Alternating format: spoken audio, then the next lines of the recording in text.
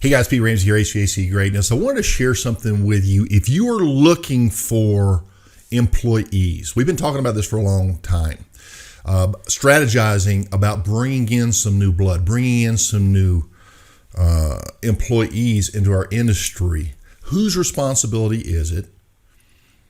And as business owners, how do we address that? Well, there's plenty of training online, but I wanted to share an epiphany with you. Now, unlike Pete, I'm going to go a little vulnerable on this one, so go easy on me. I'm pretty private, except for I'm pretty open too. But certain things you just keep to yourself. But anyway, here's the story. So my son, he's 29 years old. Out of the blue, decides he wants to go into heating and air conditioning. Now, remember when I sold my business, he was only 9 years old. Okay, so it's been a while. And so I made a few connections. We put him in a training program online, and this will get him prepared. And I made a few phone calls, and he went over to visit some companies, some business owners. And I was really impressed by this, guys. And I had a takeaway. My son, you ever have a child or somebody younger than you that almost you feel like they ought to be teaching you? You know, that's him. He's a special kid, man. He's a young man. He's 29 years old. And I remember this was when I noticed it.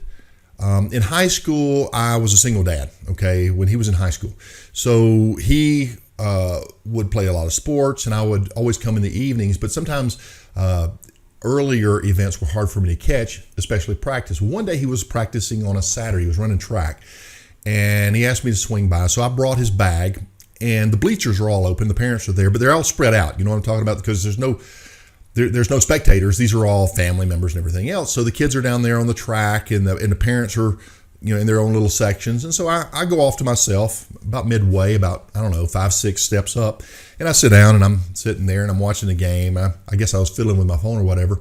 And my son runs up there, and he takes a drink of water, and he talks to me for a minute, and he takes off. He goes back to the practice. One of the parents comes up to me. Are you Richard's dad? He went by Richard back then. He goes by David now. Are you Richard's dad? And I said, yes. You know, the lady says, my son looks up to your son. He's such a good example for him. He gives him advice. And I said, oh, well, cool. Thank you. You know, and another one did it. And then another one did it. 3 different parents came over to tell me how much they admired my son, a 17-year-old, and how he was a mentor or somebody to look up to for the 16-year-olds and the 15-year-olds. And that was pretty impressive, right? Well, fast forward a few years. Now, his mother and I had been divorced about 9 years at this point. And I was going through another relationship. And it wasn't going good, and I was having a hard time with it. It was a tough time for me. And he wrote me this letter, and he never does this. And this is what made it special.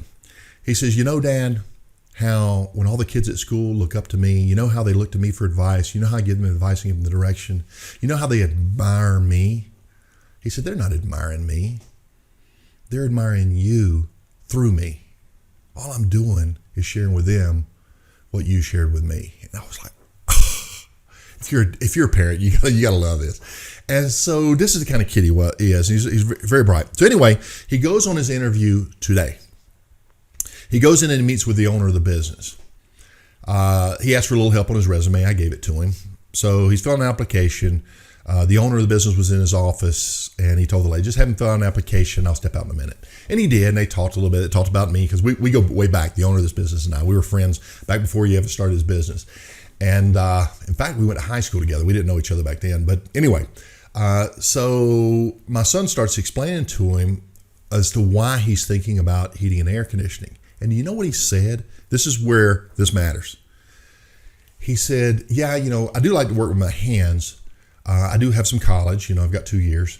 I didn't finish because I wanted to work with my hands. And I decided on HVAC. He said, because I did the studies. And this is one of those essential services. So I know when other people don't have the opportunity to work, I will. Guys, this is it. If you want to bring in some fresh blood into your industry, into your market, into your business, consider marketing to that. Do you like to work with your hands? How would you like to work with a company that is essential services, knowing that you'll have work when other people don't? This was an insight, little epiphany like this. You're going to start seeing this. Be the leader in your market. Be the first to market to that demographic. Now, my son's a millennial, right? He's young. He's 29 years old.